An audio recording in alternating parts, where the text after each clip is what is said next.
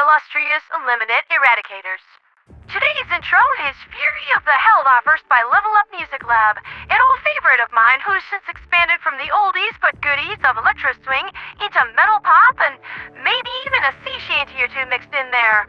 Though the shanty that I listened to a little bit ago bears more of a resemblance to the Mortal Kombat movie theme that was released back in the 90s. That is not a bad thing whatsoever. Honestly, I think I might have just found a new prospect for Project Oscar. The top news of the morning is that things are proceeding well on the Death Frontier. The homeworld of the Persian kingdom of Alamak was freed late last night, finally allowing said displaced faction to return home. There has been some talk from the ministries regarding the rescinding of the PKA's independence, but I've got a nail bat and a whole heaping helping of military assets to elucidate why that is a terrible idea for the Federation. Ground was broken on Alaraph this morning with the arrival of the DSS, and despite not having any tactical action up and running just yet, we are moving ahead at breakneck speeds, scoring well over 3% liberation an hour. At this pace, Alaraph's freedom is anticipated within 18 hours, putting us on a rather comfy timetable for the current major order. Though, just as a reminder, Helldivers, the Illuminate have proven able to subtly manipulate the Terminate hive mind in the past, or at the very least get the bugs to move in the direction they want, such as when they motivated the Predator strand to try to make a play for Super Earth at the same time as their invasion last May. With things proceeding this well, it is a given that they will try to trigger another attack upon Fenmire. Do I have any direct evidence of this ability? Well, no. Nothing beyond my own observations. Usually when Terminus engage in galactic sphere movements, they expand in a radius so as to maximize new foraging territory or in a retaliatory direction of something that had last hurt them. Last May, the Predator strain was seen barreling ahead in a straight line, and that screams outside manipulation to my eye. Following the liberation of Alaraph, we should probably stick to Fancy's deployment strategy of attacking Hydrovius next, and then striking down the isolated Carlia system for a major order victory.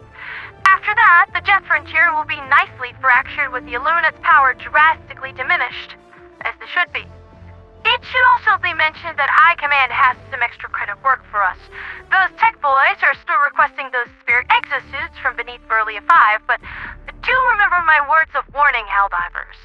War Striders still have those flashing red lights that can induce seizures, so if you do deploy to the Western Front, turn off bloom, HDR, motion blur, film grain, sit at appropriate distance from the screen, and play in a well-lit room, and don't forget, after every operation, take a break.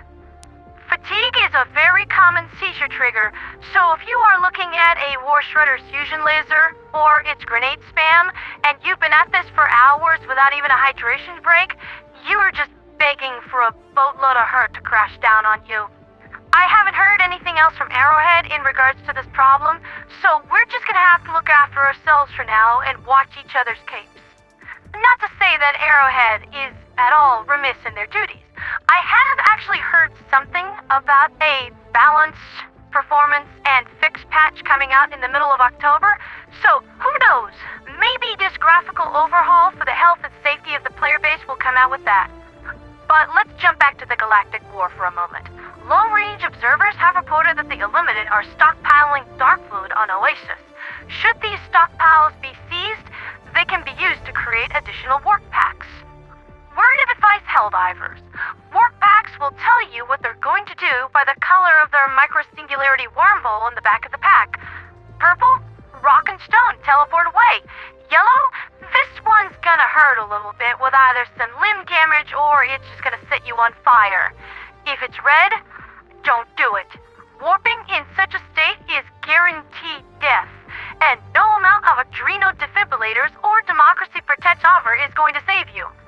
It will also mean the destruction of your warp pack, which is rather annoying. Apparently, Super Earth engineering just doesn't hold up when the weight of the universe is collapsing upon it. Fun fact though, the warp pack has sufficient force to kill most small enemies, and enough demo force to break open cargo containers. So if you don't feel like using a grenade, use yourself. Now that's what I call proper wartime conservation of resources.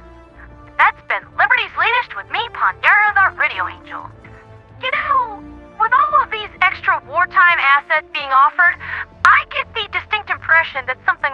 large is on the horizon.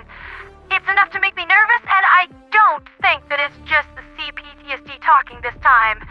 Keep your eyes fixed on those skies, Helldivers. We might be in for some dark days, tough times, and unfair fights ahead. Call my therapist. Tell him he's a rich man. For liberty, for freedom, for democracy, and for Super Earth.